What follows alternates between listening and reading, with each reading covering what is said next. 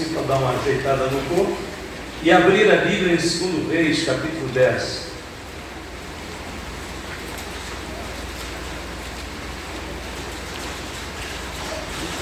Chuva. Quem estava com calor está feliz agora. Segundo Reis, capítulo 10, versos 30 e 31.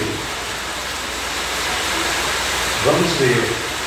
Pelo que disse o Senhor a Jeú, porquanto bem fizeste em realizar o que é reto aos meus olhos, e conforme tudo quanto eu tinha no meu coração, fizeste a casa de Acabe.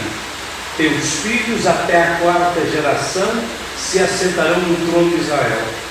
Mas Jeú não teve cuidado de andar com todo o seu coração na lei do Senhor, Deus de Israel, nem se apartou dos pecados de Jeroboão, e fez pecar a Israel.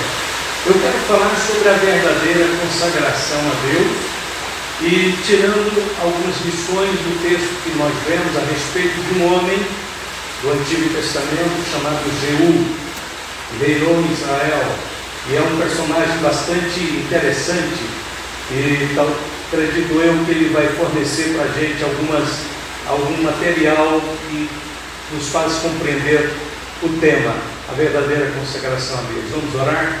Querido Deus, Pai Todo-Poderoso, mais uma vez oramos, agradecendo a Ti, invocando a Tua presença e pedindo a bênção do Senhor para as palavras que queremos pronunciar, que sejam guiadas pelo Teu Espírito, ungidas e sejam proveitosas ao coração de todos os meus irmãos, em nome de Jesus.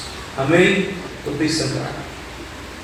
Quando o profeta Eliseu mandou o seu moço ungir Jeú como rei, Jeú era capitão do exército de Israel e estava subordinado ao rei Acabe. Jeú não era sucessor natural de Acabe, não era filho dele, não era herdeiro dele, e teria, pelo desenrolar da história, teria que derramar muito sangue para assumir o trono de Israel. Deus usou Jeú, não podemos deixar de considerar que Deus usou Jeú para exercer a sua justiça contra a casa de Acabe. Acabe tinha pecado até o último limite, foi até as últimas instâncias pecando, adorando ídolos. Ele e a sua esposa Jezabel foram terríveis, horríveis como líderes, levaram o povo para a apostasia, e então eles tinham queimado todas as chances. Então Deus levanta Jeú para punir contra a casa de Acabe. Deus queria usar a espada de Jeú para exercer justiça. Agora preste atenção, por que Deus escolheu Jeú? Primeiro, não era porque Jeú fosse um homem consagrado a ele, não era. Você tem que entender algumas coisas que acontecem no mundo espiritual. Jeú era um homem muito dedicado a Deus. Não, Jeú não era um homem muito dedicado a Deus. Deus o usará nesse projeto, porque Deus precisava fazer cumprir a sua palavra de alguma maneira. Então Deus sabia que Jeú era excessivamente ambicioso, não pensaria duas vezes para se levantar contra o seu próprio rei. Deus sabia que Jeú era um homem violento, um guerreiro perigoso, forte. Então a ordem do Senhor era que ele assumisse o trono de Israel, mas para isso ele teria então que aplicar a espada, a justiça de Deus contra a casa de Acabe. A regra que nós conhecemos é que Deus sempre usa os bons, os puros de coração, mas agora vai um alerta: muitas vezes a justiça de Deus pode ser exercida por corações não muito recomendáveis. Você vai espantar, porque nós temos assim uma caixinha. A gente acha que tudo acontece só dentro da caixinha. Há um universo um pouco maior, que muitas vezes está além da nossa compreensão. Muitas vezes está além nossos conceitos. E este é um caso desse. Jeú não era um homem consagrado a Deus, mesmo assim nós vemos que Deus o levanta para trazer juízo à casa de Acabe. Jeú reinou 28 anos sobre Israel, mas ele nunca foi inteiramente de Deus. Então, segundo Reis, capítulo 10, verso 31, diz assim: mas Jeú não teve cuidado de andar com todo o seu coração na lei do Senhor, Deus de Israel, nem se apartou dos pecados de Jeroboão, que fez pecar a Israel. Jeú estava ligado ao mau comportamento de Jeroboão. Jeroboão ficou sendo um modelo da ruína, né? Todo rei ruim, a Bíblia fala, andou nos pecados de Jeroboão. Então Jeú foi esse homem. Jeú se tornou símbolo daqueles que exercem algum tipo de ministério, mas que nunca foram consagrados a Deus. E é bom que nós saibamos disso, porque a gente às vezes fica meio confuso, perdido. Mas por que Deus está usando aquela pessoa quando ela não tem credenciais de pureza, de santidade? E no entanto ela está em evidência, no entanto ela está em comando, ela está em liderança. Não se espante, a Bíblia nos ajuda a entender isto. A pergunta que eu faço aqui neste momento, a pergunta mais importante é o seguinte: você se contentaria em saber que Deus te colocou no ministério apenas para executar algum tipo de julgamento, mesmo sem ser consagrado a Ele? Você se contentaria? Ou você buscaria a certeza de que Deus te escolheu para fazer toda a sua vontade, porque você pertence a Ele? Glória a Deus, aleluia. Você pode, com sua sinceridade diante de Deus, dizer: pastor, eu não. Se eu entendesse que eu estou completamente fora da vontade de Deus, mesmo que Deus estivesse me usando, eu não ficaria feliz de jeito nenhum. Porque o que pode trazer maior felicidade para o coração de um crente não é saber que eu preguei e Deus abençoou, não, é saber se eu estou em comunhão com Ele. É saber se eu continuo cultivando um coração sincero dentro dele. Glória a Deus, aleluia. Se a minha vida é transparente, se eu não estou empurrando nenhum lixo debaixo do tapete, escondendo das pessoas. Você diz: e tem isso? Tem demais, aqui está o caso, vamos ver isso. Vamos ver um pouquinho mais. Lembre-se, Deus pode usar algumas pessoas e até nações de forma circunstancial, sem qualquer compromisso de salvação com esta pessoa. Aí que entra a questão: Senhor, Senhor, mas nós profetizamos em Teu nome, pregamos em Teu nome, nunca vos conheci. Deus usou o Faraó do Egito para acolher José e a sua família. Foi o Faraó ímpio que acabou viabilizando o governo de José, o acolhimento de Jacó e a sua família, hospedar Deus no Egito. No entanto, o Faraó não é dito que ele era crente. Deus usou Nabucodonosor e deu-lhe sonhos proféticos, e usou Nabucodonosor para promover Daniel das posições mais elevadas e mais honrosas no Império Babilônico.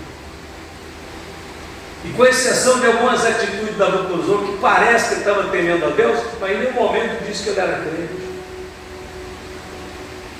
Deus usou Dario da Pérsia para também honrar Daniel com a maior honraria do reino. Depois daquela história da cova dos leões, Dario promoveu Daniel numa posição de extrema honra, e a Bíblia não diz que Dario era crente.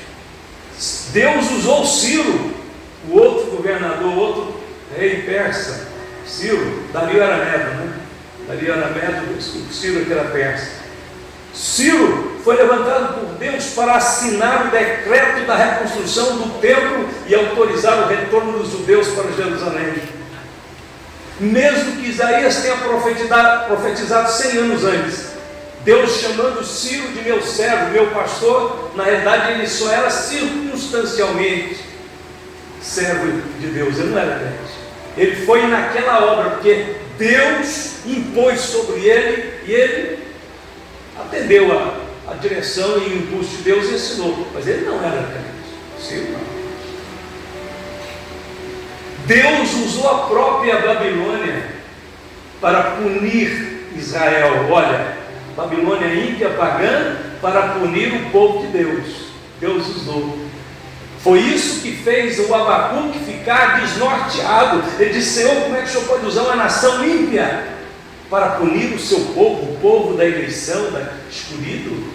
Deus disse: fique quieto, Abacuque, eu estou fazendo uma grande obra, que quando você entender, você vai ficar maravilhado. Depois Deus disse assim: mas eu também vou punir eles.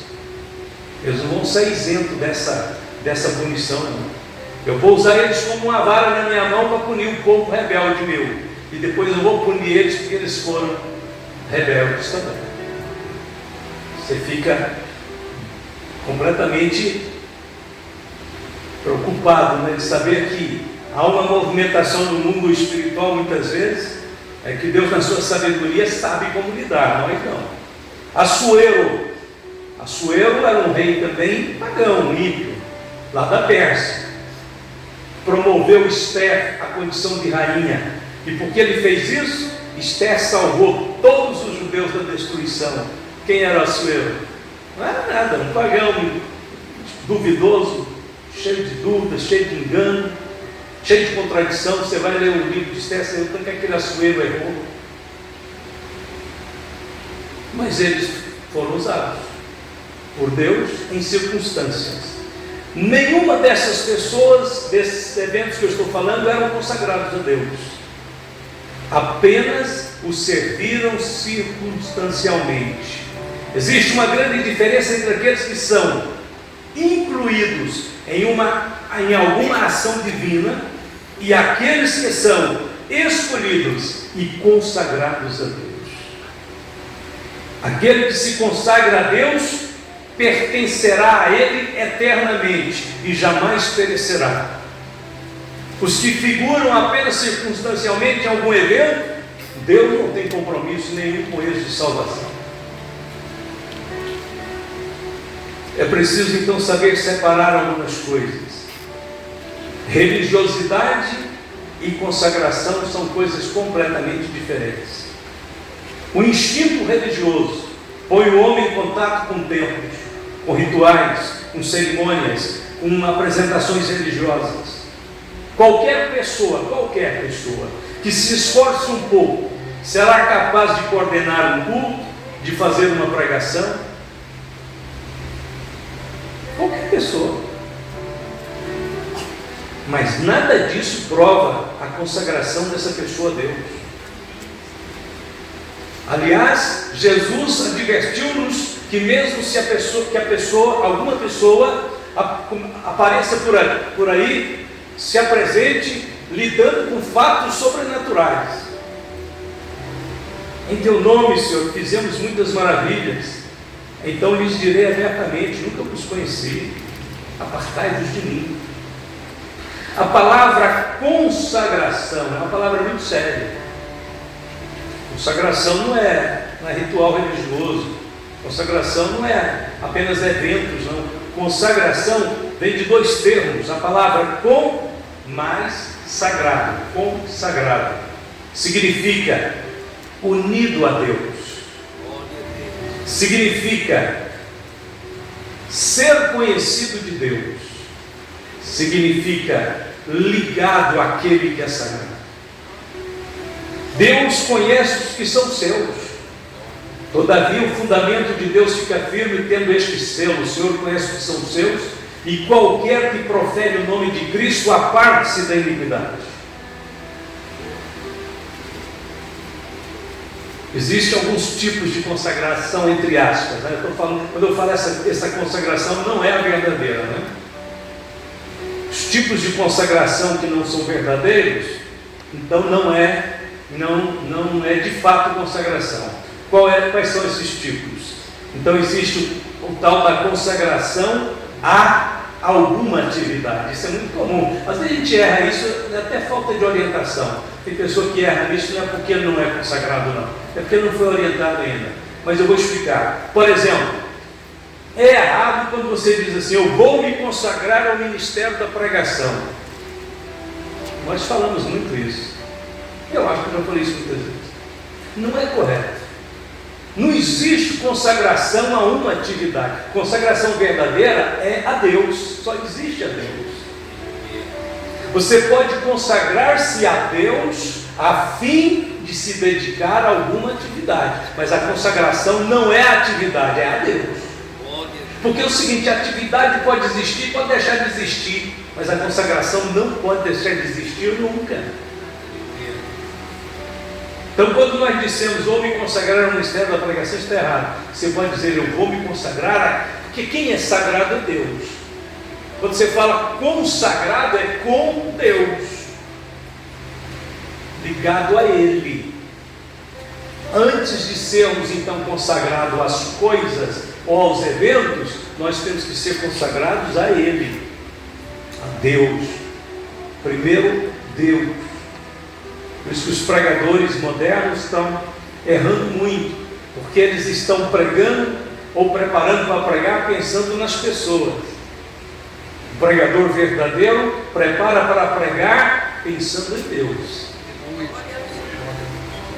Depois as pessoas, mas primeiro a Deus, porque ele tem que falar estritamente aquilo que Deus quer, não aquilo que as pessoas querem. Ele não foi separado para servir primeiro as pessoas, não. Ele foi separado para servir primeiro a Deus, para adorar a Deus. A consagração primeiro, a consagração tem que ser a Deus, antes de mais nada. Então, o certo é dizer: vou me consagrar a Deus para servi-lo em um determinado ministério. Por quê? Porque nós somos propriedade dele. Nós estamos ligados a Ele. Toda virtude, todo o poder emana dele. Nós não somos eficazes, capazes para coisa alguma, se Ele não nos capacitar, se Ele não nos autorizar. Nós não estamos prontos para realizar absolutamente nada no nome dele. Esse é todo o motivo então para a nossa consagração. Sermos integralmente dele. A outra consagração, entre aspas, que não é consagração, é a que nós podemos chamar de circunstancial, que tem a ver com o que eu já falei. É aquele tipo de consagração apenas para uma determinada tarefa. Eu tenho que dirigir o próximo culto, eu tenho que dirigir o culto da quinta. Eu vou me consagrar por conta do culto da quinta. Aqui chegar na sexta, você não tem que consagrar de novo? Tem. Não é só para o culto da quinta, não é para o culto apenas da terça, não é apenas para a festividade. Há um fato muito interessante na época dos juízes: o povo realmente tinha perdido a ideia de que era consagração. Então a Bíblia diz assim: e quando o Senhor lhes levantava juízes, o Senhor era com o juiz e os livrava da mão dos seus inimigos. Todos os dias daquele juiz, porquanto o Senhor se arrependia pelo seu gemido, por causa dos que os apertavam e oprimiam, porém sucedia que, falecendo o juiz, tornavam-se e se corrompiam mais do que seus pais, andando após outros deuses, servindo-os e encurvando-se a eles. Nada deixavam das suas obras, nem do seu duro caminho. Juízes capítulo 2. Então o povo agia de forma intermitente lá na época dos juízes. Chegava um homem mais fervoroso, mais cheio de Deus e tal, começava a pregar, começava a liderar o povo ficava crente. Durante o tempo daquele homem, eles estavam crentes. Era só aquele juiz morrer, esfacelava tudo de novo, porque a consagração não era profunda, não era verdadeira. E eles afastavam então de Deus ao afastar do juiz, como se o juiz fosse o único portador de Deus. Então essa consagração circunstancial não é a verdadeira. Tem outra parecido, que seria a consagração parcial. O que é parcial? Em parte. Acontece quando apenas uma área da vida da pessoa aparentemente é ofertada a Deus. Por exemplo, existem aqueles que são consagrados para fazer pregações ou para cantar, mas não cuidam da família. A consagração dele não é abrangente, não é suficiente. Mas se uma pessoa consagra a Deus, não tem mais nenhuma área da vida dela que vai ficar fora do contexto daquela consagração. Se eu consagro apenas para pregar ou para cantar, enquanto eu estou no culto pregando ou cantando, estou muito crente, estou muito santo, estou muito cheio do Espírito Santo. Mas e a hora que eu cheguei em casa, continuarei com o mesmo bom humor, com a mesma alegria, com a mesma gentileza, continuarei tratando minha esposa com a mesma dignidade, com a mesma honra? Não acontece isso para todo lado. Estou falando de coisas que podem ser estranhas para alguém, mas é o que é mais comum neste mundo. Pessoas com dupla personalidade. Na igreja, ele vira um anjo. Em casa, ao contrário. Como aquela criancinha disse: mamãe, vamos mudar para a igreja. Por quê, filho? Não, papai aqui é bonzinho demais. Acho que é só morar aqui vai ficar melhor. Em casa ele fica muito sem educação. Consagração parcial. A consagração parcial parece a história de uma tribo de Israel chamada tribo de Efraim. Deus falou através do profeta Oséias: Efraim com os povos se mistura. Efraim é um bolo que não foi virado. Naquela época antiga, assava-se bolo, naqueles fornos de barro. E aí o seguinte, minha avó achou muito bolo. Quando eu ia para a casa dela, o primeiro neto, ela tinha que fazer uma fornada de bolo. Bolo, peta, pudim, manapelado, não pode falar isso aqui não, né? Doce de mandioca, bolo de mandioca. Aí ela tinha que fazer a fornada, mas eu lembro que ela enfiava assim, tinha uma pazinha, ela enfiava os bolos, e aí estava quente para valer. Passava um pouco, ela falava assim: tem que virar o bolo, senão assa só do lado. Deus disse que o Efraim era um bolo que não foi virado. Tem gente que do lado dele é crente numa bênção, mas do outro está cru. Não recebeu o fogo do Espírito Santo aí. Aí tem que ser um bolo virado. Eu quero ser um bolo virado de você. Virado, tem que pegar dos dois lados, né? Nós temos que ter a consagração total. Consagrado na igreja, consagrado lá no trabalho, consagrado na escola, consagrado como pai, como filho, como mãe. Virou. Deus trabalhou de todos os lados. Que Deus abençoe e nos ajude, que nós não sejamos como Jeú. Jeú era igual um bolo também que não foi virado. Ele tinha um lado que ele tinha a sua utilidade, tinha um outro lado que ele, a Bíblia diz que adorava os ídolos. Vamos terminar falando um pouquinho só sobre a consagração verdadeira. Primeiro, já disse isso várias vezes, primeiro, ela deve ser a Deus. Não às coisas, não aos eventos, não num momento ou no outro, não. A Deus, então ela vai ter três aspectos. Mas antes, deixa eu dar um versículo sobre como Paulo entendia a consagração. Paulo estava naquele navio, açoitado pela tempestade, que ia dar lá na ilha de Malta, e Paulo, no meio daquela tempestade, ele tem uma revelação de Deus. Estava todo mundo dando por perdido já, ia todo mundo para o fundo do mar morrer. Todo mundo já estava preparando para morrer. Mas Deus dá uma revelação para Paulo à noite, E de manhã Paulo levanta e diz: Senhores, eu tenho algo para dizer para vocês. Aí Paulo diz assim: porque esta noite o anjo de Deus, de quem eu sou e a quem sirvo, esteve comigo. Paulo coloca perfeitamente bem o que significava consagração. Deus de quem eu sou e a quem sirvo.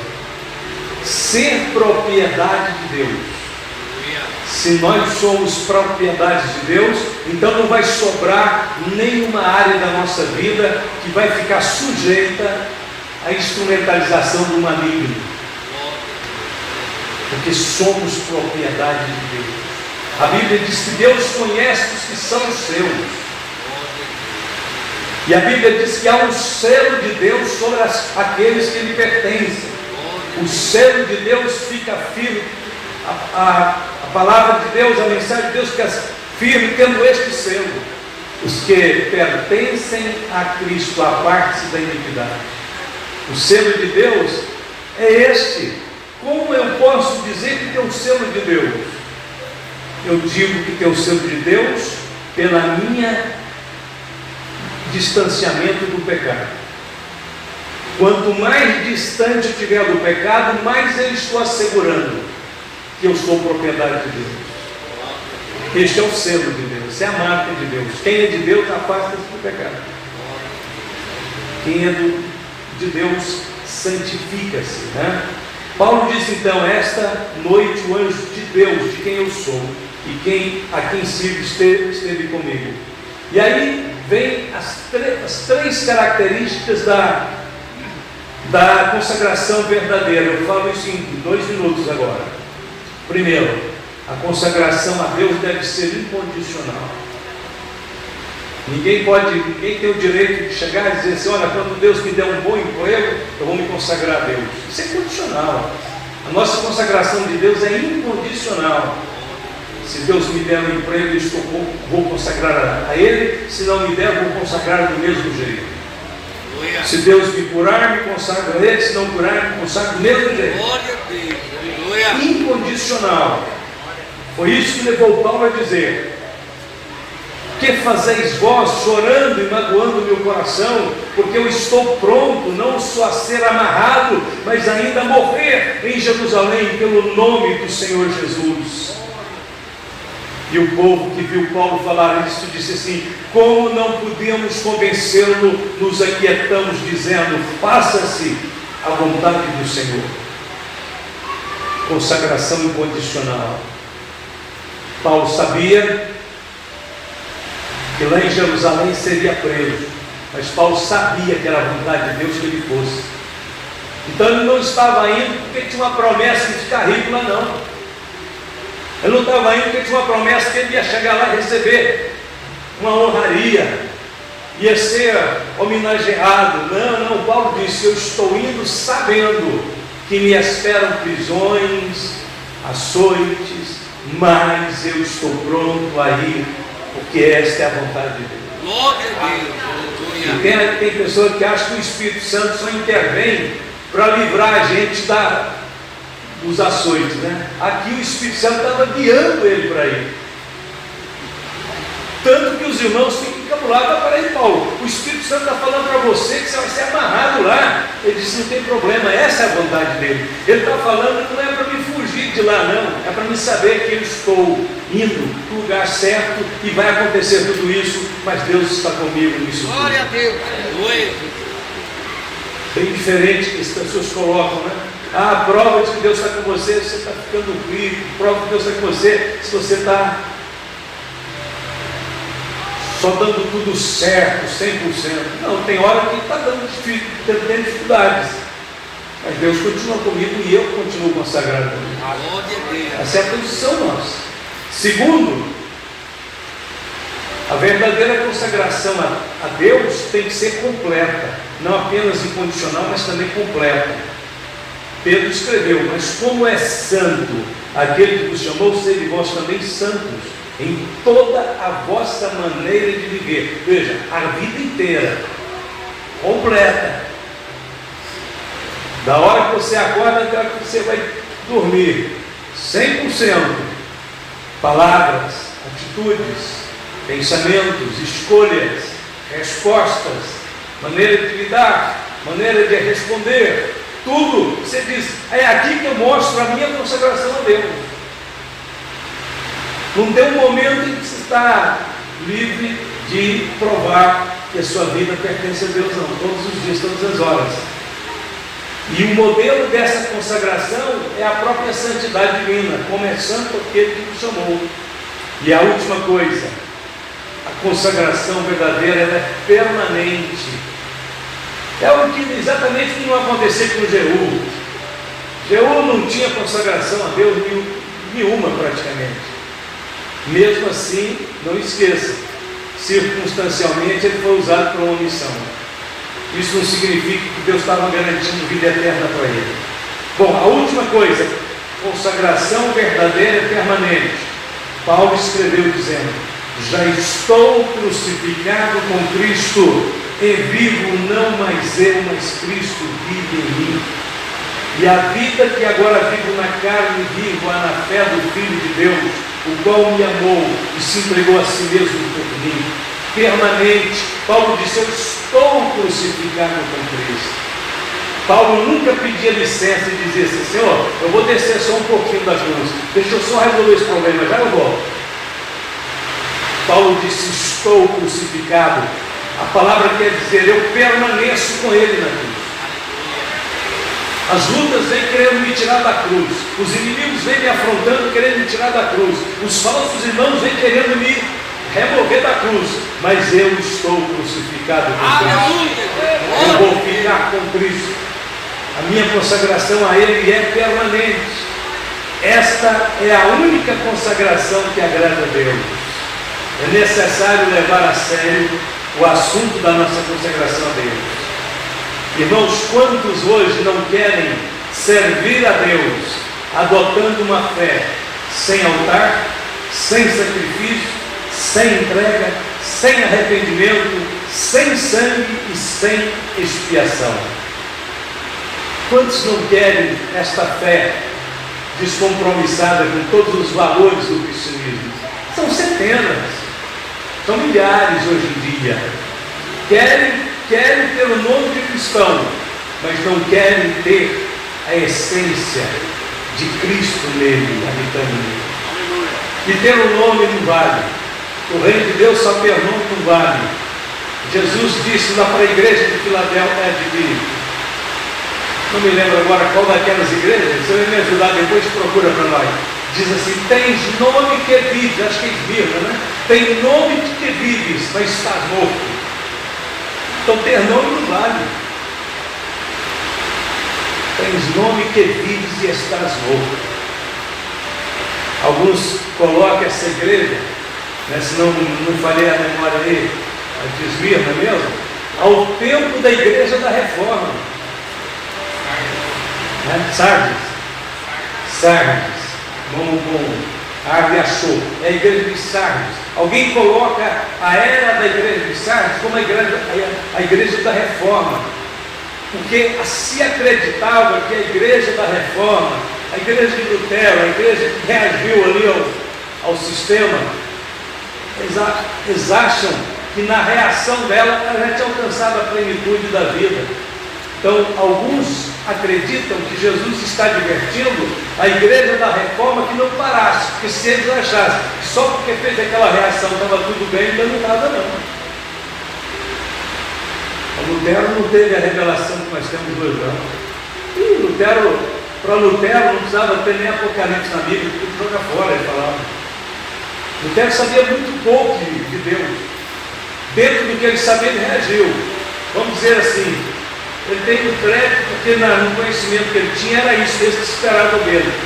Mas a igreja ainda estava longe de alcançar a plenitude da vida. Tinha que desvencilhar ainda de muitas coisas. Isso foi um processo longo e difícil, mas graças a Deus que chegou até nós. A igreja que hoje tem tudo para ser uma igreja santa, consagrada, cheia de Deus, da verdade, do amor de Deus, da presença de Deus. E todos os obreiros que vivem em nosso tempo, nós que vivemos neste tempo, temos tudo de Deus, para ter uma vida espiritual saudável, um ministério abençoado por Deus, uma convicção plena no Senhor, representarmos o reino de Deus. Nós estamos vivendo entre cobras e escorpiões, mas não tem problema. Jesus disse: eu vos dou poder para pisar serpentes. Não tem problema. A igreja tem que transitar nesse meio mesmo. Meio que nós vivemos tem a natureza dele. Nós temos a natureza de Cristo. Amém, irmãos? Chuva abençoada, dá graças a Deus aí. Graças a Deus. Vamos concluir por aqui, senão eu vou tomar tempo mais de vocês, vamos ficar de pé. Não esqueçam então, a próxima reunião do Deus, só mês de maio agora, teremos todos vocês de volta. Os pastores estarão trazendo pregações e nós estaremos aprendendo juntos a boa e perfeita palavra de Deus. Não esqueça dos avisos que foram dados. Pastor Cléber falou do encontro do ensinado. Vamos operar com ele segunda-feira, terça. Vamos trabalhar juntos. E qualquer outro anúncio que vier para divulgar, pode pôr no grupo. A gente vai continuar falando das atividades de todas as congregações de toda parte. Deus possa te abençoar, que você possa ir mais para casa. Não consigo ele sair com pressa, senão você pode olhar para pegar o carro. Fique aqui mais um pouquinho e vamos aguardar que chuva assim passa rápido. Viu? E é outra coisa, aliás, parece que está forte, mas é só o barulho. É muito barulho e muito trovão e pouca chuva. Pode ter certeza que logo estará tudo para você voltar para cá. Vamos orar? Levante a sua mão. Pai Celestial, obrigado, Senhor, pela tua bênção, pela tua presença, pelo teu amor, pela sua misericórdia com todos nós. Entregamos nossa vida a Ti, Senhor. Queremos alcançar a consagração verdadeira para glorificar o Teu nome na terra, para abençoar, Senhor, muitas nações, muitos povos. Que o Senhor possa tomar em tuas mãos a vida de cada obreiro, cada obreira, para glorificar o Teu nome, numa dedicação, numa entrega cada dia mais profunda. Abençoe, Senhor, desde os jovens que servem a Ti e aos mais idosos. Que a mão do Senhor, a boa mão do Senhor esteja sobre todas as igrejas, abençoando o trabalho dos pastores que servem a Ti dedicadamente. Em nome de Jesus, despede e guarda a todos em paz. E a graça de nosso Senhor Jesus Cristo, o amor de Deus, nosso Pai, e a comunhão do Espírito Santo de Deus seja com todos os irmãos, hoje e sempre. Todos podem dizer amém? Amém! Deus te abençoe. Está terminado.